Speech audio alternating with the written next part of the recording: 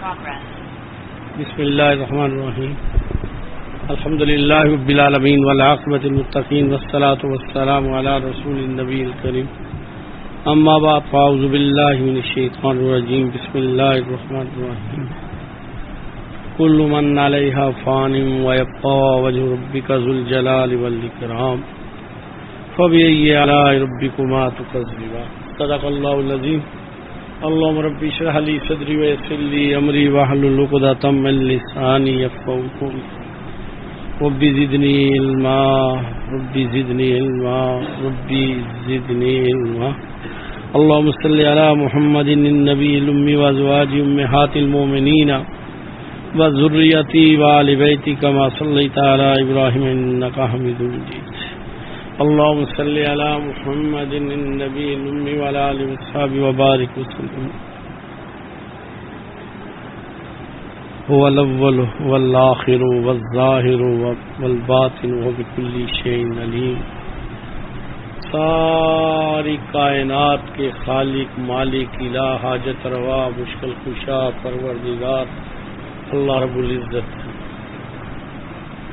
جس کو جیسے جس انداز میں اللہ نے پسند فرمایا اس کو اسی انداز میں بنایا، جس کی جتنی وقت کی زندگی کی تعین کی اس کی اتنی ہی زندگی تعین ہوئی، کچھ کے لیے عبادات لکھ دی گئی، کچھ کے لیے کوئی کام کاج لکھ دیے گئے، یہ اس کا اپنا ایک نظام۔ مخلوق کی اس نے مختلف قسمیں بنائی اور ان کی شکل و صورت اس نے جیسے چاہی بنائی۔ اسی ہی طرح اللہ رب العزت نے مخلوق کے اندر بھی صورتوں کو ایسا مختلف بنایا، ایسا اس نے خوبصورت بنایا کہ انسان کے کمپیوٹر، انسان کی ٹیکنالوجی وہاں کے بے بس اور لاچار ہو جائے۔ جیسے یہ انگلیوں کے نشان ہے جو انگوٹھا لگایا جاتا ہے، کتنی اربوں کی تعداد ہے، آدمی اپنا انگوٹھا ایسے لگاتا ہے تو کمپیوٹر میں اس کا سارا بارہ اور ڈیٹا کھل جاتا ہے۔ اسی طرح ہر آنکھ کے اندر بھی ایک ہے، پاکستان میں تو یہ ابھی نہیں، سعودیہ میں اور دوسرے ملکوں میں انگوٹھے کی بجائے آنکھ کو اپ کرتے ہیں، وہ لگاتے ہیں اور اس کے بعد سارا اس بندے کا کہاں پیدا ہوا ہے، کس فیملی کا ہے، کتنا قد کاٹ ہے، اس کی شکل، اس کی صورت، اس کی ساری ترتیب بن کے سامنے آ جاتی ہے۔ یعنی ایک چھوٹی سی مثال دیتا ہوں، اس بنانے والے آپ دیکھیں ہزاروں، لاکھوں، کروڑوں، اربوں اور کھربوں میں یہ تعداد ہے انسانوں کی سے۔ اللہ رب العزت نے ایسا ایک عالی شان، خوبصورت، بہترین، پائیدار، مضبوط نظام بنایا ہے کہ جس کو کوئی بدل نہیں سکتا۔ اور یہ زمین کا نظام، اس کے زمین کے اوپر زمین سے پھل بھی نکلتے ہیں، پھول بھی نکلتے ہیں، دالیں بھی نکلتی ہیں، سبزیاں بھی نکلتی ہیں، پیٹرول بھی نکلتا ہے، گیس بھی نکلتی ہے، معدنیات بھی نکلتی ہے، پانی بھی نکلتا ہے۔ اس کا ایسا عجیب و غریب نظام، اتنا عجیب نظام کہ سمندروں میں پانی اور پانی کے نیچے پیٹرول نکل رہا ہے، پانی کے نیچے اور خزانے رکھے گئے، نکالا گیا۔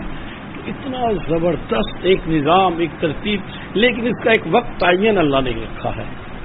جب اس کا وہ وقت پورا ہوتا ہے تو وہ بالکل صاف ہو جاتا ہے جیسے تھا ہی نہیں۔ حضرت عبداللہ بن عباس رضی اللہ تعالیٰ سے روایت ہے کہ اللہ جل شانہ نے اس ساری کائنات کے بننے سے 70,000 سال پہلے اس سارے نظام کو بنا کیا ہوگا لکھ دیا گیا۔ لکھا بھی اللہ نے نہیں، اللہ نے حکم دیا، لکھا گیا اور وہ لوح محفوظ میں محفوظ ہو گیا۔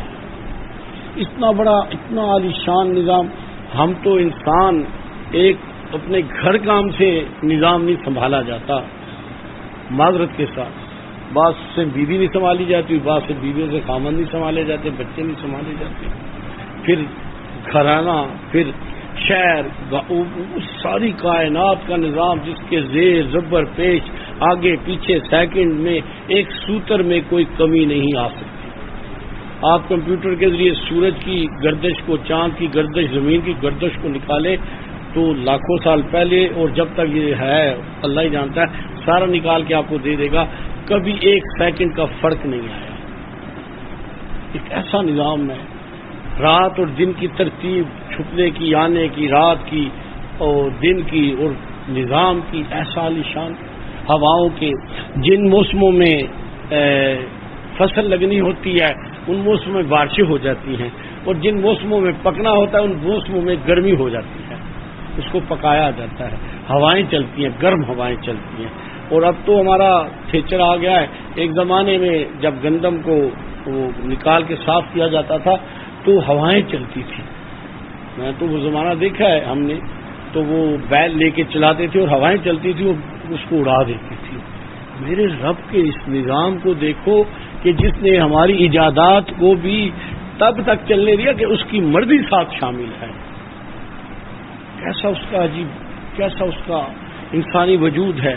اس میں پانی بھی ہے، خون بھی ہے، اور کتنی چیزیں ہیں، کوئی چیز مکس نہیں ہوتی۔ پیشاب آنا تو پیشاب آئے گا، خون نہیں آئے گا، مرد نہ ہو۔ پخانا آنا تو پخانا آئے گا، کوئی اور چیز نہیں۔ اسی طرح مادہ جب خارج ہوتا ہے تو پیشاب نہیں خارج ہوتا۔ عورت کا جب سینے سے دودھ نکلتا ہے تو وہاں پانی یا خون نہیں نکلتا، اس مالک کی، اس کائنات والے کی پسینہ ہے، جب پسینہ نکلتا ہے تو پانی نکلتا ہے۔ اس کی صنعت، اس کی ساری، لیکن اس نے ہر چیز کا ایک وقت تعین کیا ہے، اس تعین وقت میں اس کو ختم ہو جانا ہے، کچھ بھی نہیں رہے گا ذات باری کے سوا، سب کچھ فنا ہو کے بے نشان ہو جائے گا۔ حدیث مبارکہ میں آتا ہے، بڑی لمبی قیامت کی نشانیاں، بڑی بڑی نشانیاں تو بھی باقی ہیں، چھوٹیاں نشانیاں جو ہیں وہ خاصی حد تک پوری ہوگی۔ حدیث میں جو ہیں دور کے اعتبار سے وہ تو تقریباً پوری ہو گئی ہیں۔ پہلی نشانیوں میں حضرت امام مہدی ہوں گے، پہلی نشانی، بڑی نشانی۔ بعض لوگوں کو بیچارے علم نہیں ہوتا، بس سنی سنائی باتیں ہوتی ہیں یا ٹی وی پہ، تو اس پہ تو وہ مکس بھی کر دیتے ہیں کہ دجال آ رہا ہے۔ بھی دجال کہاں سے آ رہا ہے؟ امام مہدی نہیں ہے تو دجال کہاں سے آئے گا؟ امام مہدی تشریف لائیں گے، امام مہدی کے ساتھ مل کے جنگ ہوگی، اور ایک خطرناک جنگ ہوگی جس میں عیسائیوں کے لوگ بھی مسلمان کے شامل ہوں گے، اور عیسائیوں سے ہی جنگ ہوگی، کافروں سے، یہودیوں سے ہوگی، اور اتنا قتل و غارت ہوگا کہ صبح چلے گا کوا لاشوں پہ اور شام ہو جائے گی لاشوں پہ ہی چلتا رہے گا۔ اب اس زمانے میں مشکل تھا سمجھنا کہ تلوار سے اتنے بندے کیسے مارے جائیں گے، آج بڑا آسان ہے، گیسز چھوڑی جائیں، میزائل پھینک دیے جائیں، ریڈیشنز کیے جائیں، میلوں میل نہیں، کہاں تک لاشیں ایسے پڑی ہوں گی، عمارتیں کھڑی ہوں گی، لوگ مر جائیں گے یہ پریکٹس کرنے کی۔ تو اسی طرح پھر جب مسلمان خاصا الحمدللہ اللہ پاک مدد فرمائیں گے، اور اس کے بعد پھر شیطان چیخ مارے گا، دجال نکل آیا، دجال نکلے گا، اس کی مختلف مقامات کی ہے کہ کس جگہ نکلے گا، لیکن اللہ کی طرف سے ایک بہت بڑا فتنہ ہے۔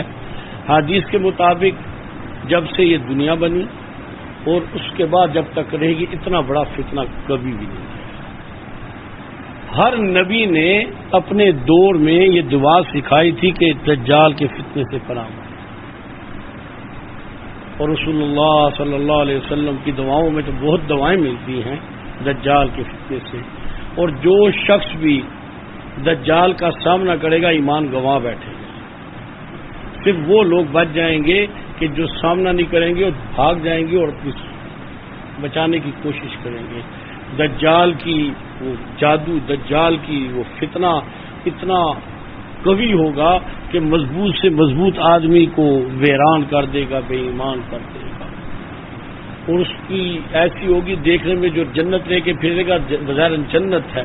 آپ نے فرمایا کہ اگر کوئی اس کو دجال کو پا لے اور اسے جہنم میں کہیں گراتا ہوں تو آنکھیں بند کر کے جنت میں چلا جائے، وہ جنت میں چلا، اس کی جہنم میں، وہ جہنم میں داخل ہوگا تو جنت میں داخل ہو جائے گا۔ اس کی بظاہر وہ آگ والی جہنم ہے، لیکن اللہ مرنے والوں کو جنت بنا دیں گے، وہ شہید ہوگا۔ اور جو اس کی جنت ہے وہ دیکھنے میں خوبصورت ہوگی لیکن وہ ایک عذاب ہے، وہ سارا ایک گیما، بارش روک لے گا، بارش برسا دے گا، پھل ایک رات میں کہاں تک چلے جائیں گے، عجیب تماشا لگا دے گا، مار کے زندہ کر دیا کرے گا۔ بہت مشکل مرحلہ دیکھنا ہوگا، اور اس کے 40 دن ہوں گے زندگی کے، بس اس کی بھی زندگی تعین ہے۔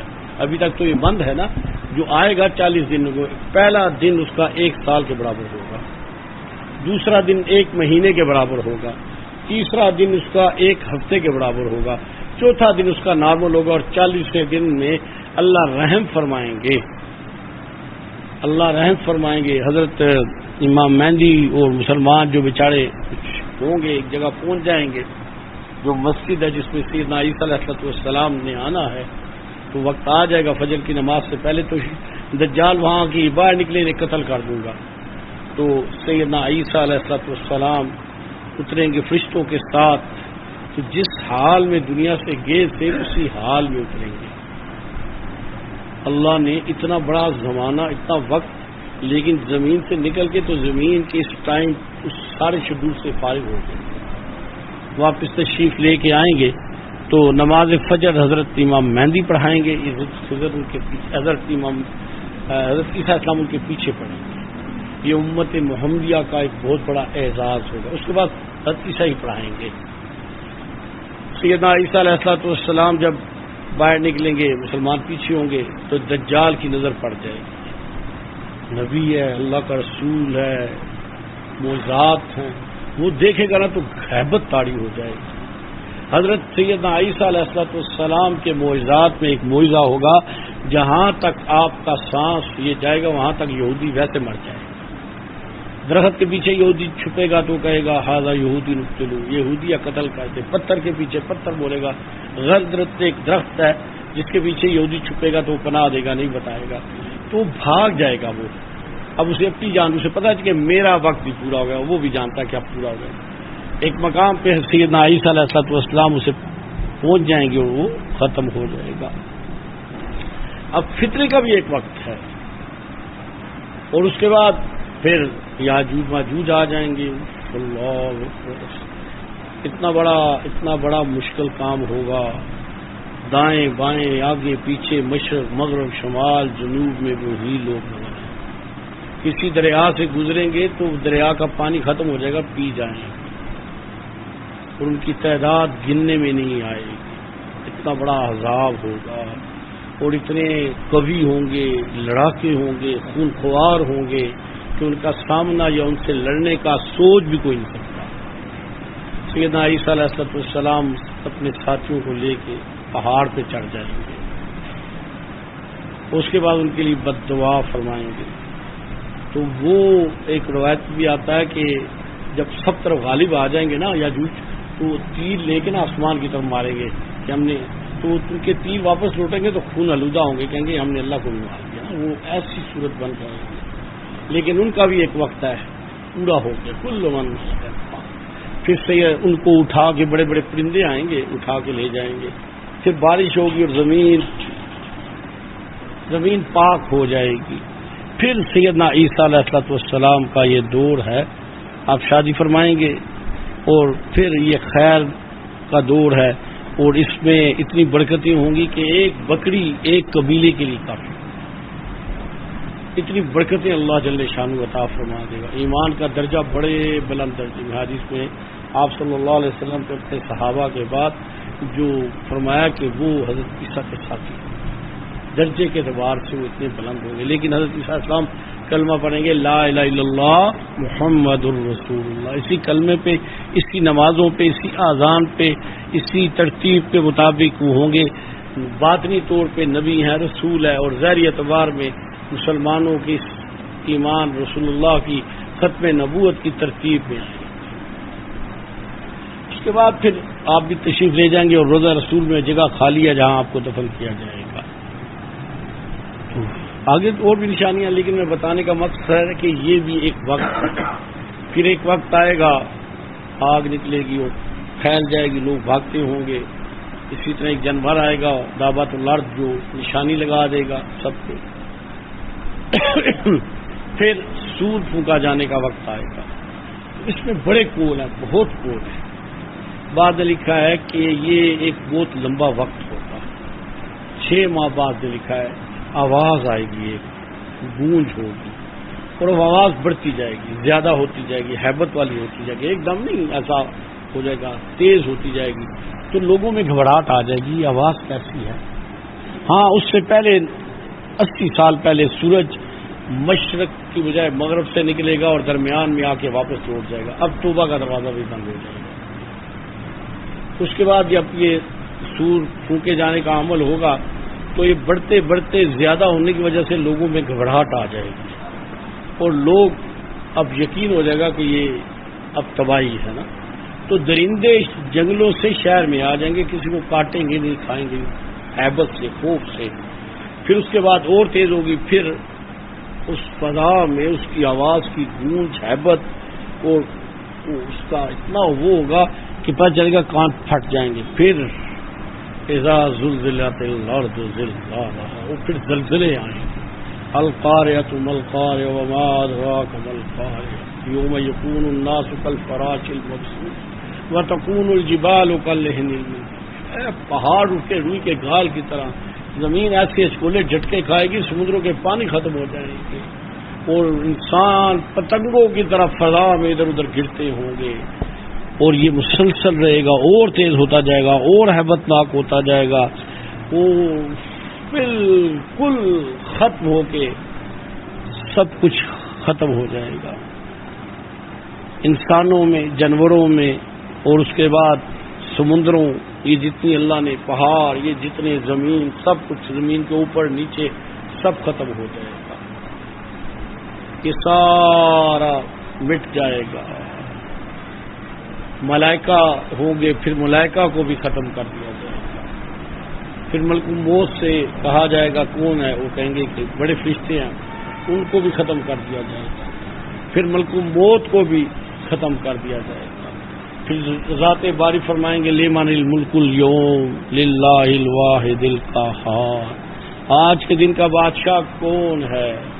کون جواب دے؟ اللہ خود ہی فرمائیں گے للہ الواحد القہار، ایک ہی اللہ جس کی آج حکومت، آج عظمت. آج پھر اس کے بعد ایک وقت آئے گا کہ فرشتوں کو زندہ کر کے سور پھونکا جائے گا. یہ سور پھونکا جانا میدان محشر کی طرف، زمین سے جو بھی جہاں دفن ہے اللہ اسے واپس وَمِنْهَا خَلَقْنَاكُمْ وَفِيهَا نُعِيدُكُمْ وَمِنْهَا نُخْرِجُكُمْ تَارَةً أُخْرَىٰ. زمین سے اللہ پیدا کر دیں گے، ہڈیاں مٹی ہوئی اور ماس وجود، گوشت ختم ہوا، اللہ چڑھا کے دنیا کی اس نوعیت کے ساتھ زندہ کریں گے. لیکن ایک بڑا فرق ہوگا، جو جس حال میں مرے گا اس حال میں اٹھایا جائے گا. کوئی نیکی کرتے مرا تو نیکی کے حال میں اٹھایا جائے گا، اور گناہ کرتے مرا تو گناہ کے ساتھ اٹھایا جائے گا. دھوکہ دیتے ہوئے، چوری کرتے، فراڈ کرتے، وہ اٹھایا ہوا دہائے گا. اور زانی اور تکبر جو ہوگا اس کو اس حال سے اٹھایا جائے گا. دیکھ کے پتہ چل جائے گا یہ گناہ کیا کرتا تھا. وہ بہت سخت وقت ہوگا، 50,000 سال کا. سورج 1 میل کے فاصلے پہ، زمین تانبے کی طرح، اور اس کے بعد لوگ ننگے بھوکے پیاسے ہوں گے. ایک سایہ ہوگا عرش معلیٰ کا بس. سیدنا ابراہیم خلیل اللہ علیہ السلام کو سب سے پہلے لباس پہنایا جائے گا. حدیث میں آتا ہے کہ ظالم نمرود نے جب میں آگ میں پھینکنے لگے تھے تو حضرت ابراہیم کو ننگا کر دیا تھا. اللہ کا خلیل اس ظالم کے ظلم کی وجہ سے اللہ اس اپنے خلیل کو، ساری کائنات ننگی ہوگی، ابراہیم خلیل اللہ کو کپڑے پہنا دیے. رسول اللہ صلی اللہ علیہ وسلم فرماتی ہیں کہ جب میں اٹھ کے جاؤں گا تو میں دیکھوں گا سیدنا موسیٰ علیہ السلام اللہ کے عرش کا پایا پکڑے ہوں گے. تو وہ سیدنا موسیٰ علیہ السلام پہ ایک بے ہوشی آئی تھی، وَتَجَلَّى رَبَّهُ لِلْجَبَلِ، اس بے ہوشی کی برکت انہیں وہاں نصیب ہو جائے. تو بھئی پھر فرشتے ہانک ہانک کے، جیسے بکریوں کو، جانوروں کو ہانکا جاتا ہے نا، فرشتے ہانک ہانک کے لے کے جائیں گے. یوم یفر المرء من اخیہ وامہ وابیہ وصاحبتہ وبنیہ. رشتے ناطے تو ہوں گے ہی، نظر ہی نہیں آئیں گے. بس اپنی اپنی پڑی ہوگی، اپنی اپنی پڑی ہوگی. جب یہ بات نبی صلی اللہ علیہ وسلم نے فرمائی تو امی جان سیدہ عائشہ صدیقہ نے فرمایا یا رسول اللہ، لوگ ننگے، مرد عورت ننگے ہوں گے تو پھر ایک دوسرے کی طرف دیکھیں گے. فرمایا عائشہ، اے عائشہ، اتنا سخت، اتنا مشکل، تلخ اور پریشان کن ہوگا کہ کسی کو اپنی بھی ہوش نہیں ہوگی. قرآن کی ایک اور آیت میں ہے کہ لوگ ایسے ہوں گے کہ انہیں جیسے مخلوق سے ہیں وہ نہیں ہوں گے. شیطان بات کرے نا تو آدمی بے حصہ ہو جاتا ہے نا. کہ شیطان نے انہیں مست نہیں کیا، ان کی حالت ہی ایسی ہو جائے گی. اور ہر بندے کو ہوگا کیا بنے گا. دنیا میں بڑی چوہدراہٹ والے بے بسی اور لاچاری کے ساتھ دیکھیں گے، کوئی ملنے نہیں آ رہا، کوئی دیکھنے نہیں آ رہا. اور جن کو نامہ اعمال بائیں ہاتھ میں دیا جائے گا تو وہ دیکھ کے تو دیکھیں گے یہ کیا بن گیا. خامند ہے تو بیوی نظر نہیں آتی، بیوی ہے تو خامند نہیں، ماں نہیں، باپ نہیں، بیٹے نہیں، اولاد نہیں، دوست نہیں. دنیا کی بڑی وفات کرنے والے لوگ آج کوئی نہیں. اس وقت فریاد کرے گا ہائے ہائے کہاں چلے گئے. میں دنیا میں تو میری عیادت اور میری مدد اور میرے ساتھ چلنے والا آج کوئی نہیں ہے، کوئی بھی نہیں ہے. میرے گھر والے کہاں چلے گئے، میری اولاد، میرے دوست احباب کہاں چلے گئے. پکارے گا، فرشتوں کا حکم ملے گا پکڑ لو، 70 گز کی زنجیروں میں جکڑ لو اور گردن میں توگ ڈال لو اور انہیں جہنم میں ڈال لو. اللہ اکبر. وہاں میزان پہ لے جایا جائے گا جہاں نامہ اعمال تلنا ہے. اس سے پہلے یہ عرش اللہ کے نیچے سے ایک ہوا چلے گی اور ہر بندے کے پاس اس کا نامہ اعمال آ جائے گا. نیک آدمی کو دائیں ہاتھ میں ملے گا، گناہگار کو بائیں ہاتھ میں ملے گا، کافر کو پیچھے سے ملے گا. اور کافر جب مجرموں کو پکڑ کے لے جایا جائے گا تو پیچھے ہاتھ باندھے ہوئے ہوں گے. علماء نے یہاں سے لکھا ہے کہ پیچھے ہاتھ باندھ کے چلنا یعنی ناجائز نہیں ہے لیکن ٹھیک بھی نہیں ہے کہ میدان محشر میں مجرموں کے ہاتھ پیچھے بندھے ہوں گے. تو وہاں ہوگا معاملہ. تو بھی یہ سارا سنانے کا مقصد 2-3 چیزیں انہیں مد نظر رکھو. ایک، ہر آنے والا اپنے وقت تعین پہ آیا ہے اور اپنے وقت تعین پہ جائے گا. اگر اس نے ماں کے پیٹ میں جانا ہے تو اسے کوئی پیدا نہیں کر سکتا، اور اگر اس نے دنیا میں آیا تو اسے کوئی مار نہیں سکتا. جس نے بچپن میں جانا ہے اس نے جانا ہے، جس نے جوانی میں جانا ہے جوانا ہے، جس نے بڑھاپے میں جانا ہے جانا ہے. یہ آنے کا وقت اور جانے کا وقت کسی کی کبھی مرضی نہیں. اللہ کے تعین ترتیب کے مطابق ملک موت لے کے جاتا ہے. ملک موت خود بھی کچھ نہیں کر سکتا. اسی اعتبار سے بیماریاں اور شفا بھی اللہ دینے والے ہیں. اولاد جس کی اللہ نے جتنی لکھ دی، جو لکھ دی وہ ملے گی. کسی کی طاقت دوائی سے کچھ فرق نہیں پڑے گا، اور کوئی کسی کی اولاد کی بندش نہیں کر سکتا اور کوئی کسی کی اولاد کو دے نہیں سکتا. کوئی کسی کا رزق روک نہیں سکتا اور کوئی کسی کا رزق جاری نہیں کر سکتا. یہ سب جھوٹ موٹ کے ڈرامے اور دکانداریاں ہیں اور پیسے کے لین دینے کے فراڈز ہیں. اگر ایسا ہوتا تو یہودی تو اتنے بڑے جادوگر تھے، مسلمانوں کا نام و نشان مٹا دیتے. تو بھئی یہ ایک بات تو کہ سب تعین وقت پہ آئیں گے، تعین وقت پہ جائیں گے. اور دوسری بات، یہ سارا کائنات کا نظام ایک وقت ہے، اس سے ختم ہو جانا. اور اصل بات ہم سے قیامت کے دن وہ پوچھ ہوگی جو میں نے کیا کیا ہے. مجھے میرے محلے والوں کا، میرے رشتہ داروں کا، میرے بہن بھائیوں کا، مجھے کسی کا نہیں کہا جائے گا. کہا جائے گا کیا کر کے آئے ہو، کیا لے کے آئے ہو. میری نیت کو دیکھا جائے گا. وہاں اعمال گنے نہیں جائیں گے. وہ اتنے زیادہ اعمال، اتنی تعداد میں اعمال، ایسا نہیں ہوگا. اعمال کا وزن دیکھا جائے گا. بعض لوگوں کے اعمال اتنے زیادہ ہوں گے پہاڑوں کی طرح، لیکن وہ ان کا میدان میں وزن ہی نہیں ہوگا، اس لیے کہ وہ اللہ کے لیے نہیں تھے، خالص نہیں تھے، حلال مال کے نہیں تھے. بہت چیزیں انوالو ہیں، کوئی ایک نہیں. پہلے تو درجے میں نیت ہے، اس کی نیت اللہ کے لیے تھی نہیں، اس کا کوئی عمل اللہ کے ہاں قبول ہی نہیں ہے. برکت ہونا، قبول ہونا تو بات ہی بات کیا ہے، وہ اللہ کے لیے تھا ہی نہیں ہے. اللہ کیوں قبول کرے؟ ایک آدمی آگے مجھے پکڑاتا ہے، جی آپ نے اس کو دے دے، تو میرا حق ہی نہیں ہے اس کو، وہ تو اس کے لیے ہے. ایک آدمی لوگوں میں شہرت کے لیے، دکھاوے کے لیے، ناموری کے لیے کر رہا ہے، تو وہ تو اللہ کے لیے ہے ہی نہیں ہے. آج کل جو مزاج ہے، لوگ کیا کہیں گے، یہ بھی اسی درجے میں ہے. وہ میدان محشر میں پتہ چلے کہ لوگ کیا کہتے ہیں. تو بھئی ایک بات، ہم سے ہمارا پوچھا جائے گا کیا لے کے آئے ہو. حدیث مبارکہ میں 5 سوال ہوں گے.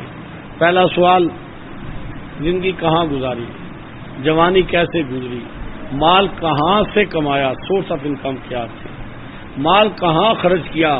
مسلمان صرف مال کمانے میں ہی پابند نہیں ہے، مال خرچ کرنے میں بھی اتنا ہی پابند ہے، اپنی مرضی سے خرچ نہیں کر سکتا، اسراف پہ بھی نہیں جا سکتا کہ چلو اس پہ زیادہ ہی لگا دو، کم بھی نہیں کر سکتا، کنجوسی کا بھی اجازت نہیں ہے، اس کو اس کے درجے میں رکھنے کی طریقہ سلیقہ رسول اللہ صلی اللہ علیہ وسلم، آپ کے اصحاب اور وہ ہمارے سلف صالحین کی ترتیب ہے، اور اس کے بعد اپنے علم کے مطابق کیا عمل کیا۔ تو بھئی ہم اپنے ہر بندہ مستقبل کا پروگرام بناتا ہے، مکان لینا ہے، مکان بڑا ہونا چاہیے، کل میرے بچے ہوں گے، بچوں کے بھی بچے ہوں گے تو اتنے بیڈ ہونے چاہیے، بھئی وہ اس طرح کار، اس طرح دوسری چیزیں، اس طرح سامان۔ میں نے تو بعض لوگوں کو دیکھا کہ شادی ہوئے 4 سال بھی نہیں ہوئے ہوتے، بچے بھی ہوتا ہے کہ نہیں ہوئے ہوتے، تو بچیوں کے لیے جہیز بھی جمع کرنا شروع کر دیتے ہیں، اور اسی طرح کوئی لوگ بچوں کے لیے لینا شروع کر دیتے ہیں۔ تو بعض لوگ تو سونا بچوں کے نام کر دیتے ہیں کہ چلو یہ میں زکات نہیں دینی پڑے گی، لیکن ایک مسئلہ سن لے، اگر کوئی بندہ مرد یا عورت بچے کے نام پہ کر دے تو اس کے بعد اس کا اختیار نہیں ہے، اسے بیچ نہیں سکتے، بیچیں گے تو مجرم ہوں گے، اس لیے کہ نابالغ کا جو ہوتا ہے نا وہ مکلف نہیں ہوتا اور اس کی اجازت معتبر نہیں ہوتی۔ اسی طرح جائیدادوں میں جو اتنی مشکلات بنی ہیں، مسائل نہ جاننے کی وجہ سے بنی ہیں، بچے پیچھے نابالغ ہوتے ہیں، پرواہ کوئی نہیں کی جاتی۔ تو یہ میرے بھائی یہ سارا ایک زندگی کا نظام، ہم دنیاوی اعتبار سے کتنی کوشش کرتے ہیں، جو لوگ باہر چلے جاتے ہیں کہتے ہیں جی پیسہ جمع کر کے واپس آئیں تو بڑی آسانی والی زندگی گزاریں گے، اللہ کرے سب کو ہی ایسا ہو۔ یہاں بھی جوانی پہ کاروبار میں ملازمتوں میں دو کتنی محنتیں ہوتی ہیں، تو بھئی یہ ساری چیزیں جو ہے نا کتنے ایسے ہیں کہ محنت کرتے کرتے چلتے ہیں، آسانی نصیب ہی نہیں ہوتی۔ بچوں کی شادیاں بھی بہت تھوڑے لوگوں کو نصیب ہوتی ہیں، کتنے ایسے مکان بنا کے اس مکان میں رہنا بھی نصیب نہیں ہوتا، کتنوں نے درخت لگائے ہوتے ہیں اس کا پھل کھانا بھی نصیب نہیں ہوتا۔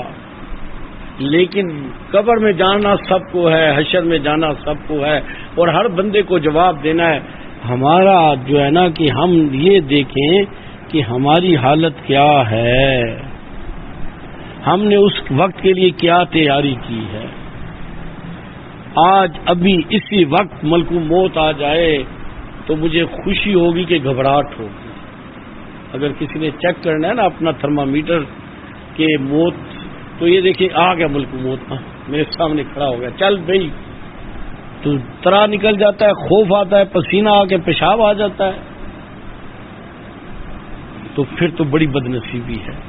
اس کا مقصد کوئی بندہ بھی آبادی سے بربادی میں نہیں جانا چاہتا، اور اگر اس سے آتا ہے آ گیا مرحبا مرحبا چل بھی چل، تو اس کا مقصد اس نے تیاری کی ہے اور اللہ کی محبت اسے بلا رہی ہے۔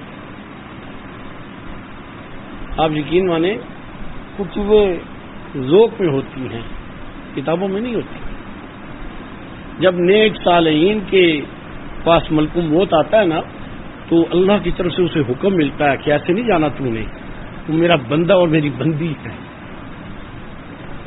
بادشاہ بھیج رہا ہے اپنے بندے کے پاس، تو آ کے سلام کرتا ہے ملک موت، ادب سے حال ملاتا ہے، جس کی خوف سے لوگوں کو پسینے آتے ہیں، اور کہتا ہے اللہ نے مجھے تیرے پاس بھیجا ہے، کہا تھا میرے بندے میری بندی کو سلام کرنا، آپ کا وقت آ گیا ہے، اللہ بلا رہے ہیں، اور فرشتوں کو کہتا ہے اس کی روح آرام سے نکالنا، اسے تکلیف نہ گزرے، اور جب روح نکلتی ہے تو جانا اس نے اوپر جانا ہے، 500 فرشتے ہوتے ہیں، بعض کی ارواح اتنی تیز ہوتی ہیں کہ فرشتوں کی بھی اپروچ نہیں ہوتی،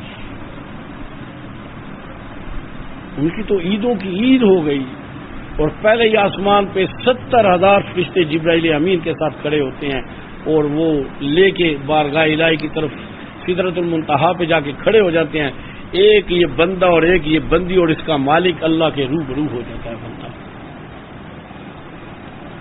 تو بھئی بس آج میں بھی آپ بھی روز ہی زندگی گزارتے ہیں، کھاتے بھی ہیں، پیتے بھی ہیں، ذائقے بھی بدلتے رہتے ہیں، کپڑے بھی بدلتے رہتے ہیں، گھر کے پدرتے قالین صوفے بھی بدلتے رہتے ہیں، بڑے نظام پھرتے ٹرنے کے لیے جگہ بھی بدلتے رہتے ہیں۔ آج رات میں یہ سوچنا ہے کہ میں جس طرف جا رہا ہوں وہاں آبادی ہے کہ بربادی ہے، وہاں آبادی ہے کہ بربادی ہے۔ آپ یقین مانیں اور اس میں کوئی تردد بھی نہیں ہے، مسجد میں ہوں، کتنے ایسے خوش نصیب ہوتے ہیں، کتنے ایسے خوش نصیب جو ہی ملک موت انہیں ان کی روح نکالنے آتے ہیں اور اس بندے سے لے کر روزہ عطر تک سارے فاصلے ختم ہو جاتے ہیں۔ آپ صلی اللہ علیہ وسلم اپنے مقام پہ ہوتے ہیں، یہ روح دیکھ رہی ہوتی ہے اور اس دیکھنے میں اس کی روح نکل جاتی ہے۔ لیکن یہ سارے کام کن کے ساتھ ہوتے ہیں کہ جنہوں نے اپنی مرضیاں پوری کی تھی، اپنی نفس کی خواہشات پوری کی تھی، اپنی مرضی کی تھی، جو چاہ جب چاہ جیسے چاہ کر لیا۔ نہیں، یہ وہ لوگ ہوتے ہیں جو اللہ سے ہر بات پوچھتے ہیں اور ہر عمل میں رسول اللہ کی طرف دیکھتے ہیں، پھر ان کے ساتھ اللہ کا اور اللہ کے نبی کا یہی سلوک۔ جو آج اللہ اور اللہ کے نبی کی طرف نہیں دیکھے گا تو وہ کیوں کل دیکھیں گے اس کی طرف؟ یہ تو ہو ہی نہیں سکتا۔ جو خوشیوں میں اللہ کو بھول جائے، اللہ کے نبی کو بھول جائے، تو بھی غم میں رسول اللہ اس کے لیے روزہ عطر میں دعا کریں گے؟ کیسی کریں گے؟ کیسی عجیب سی بات ہے۔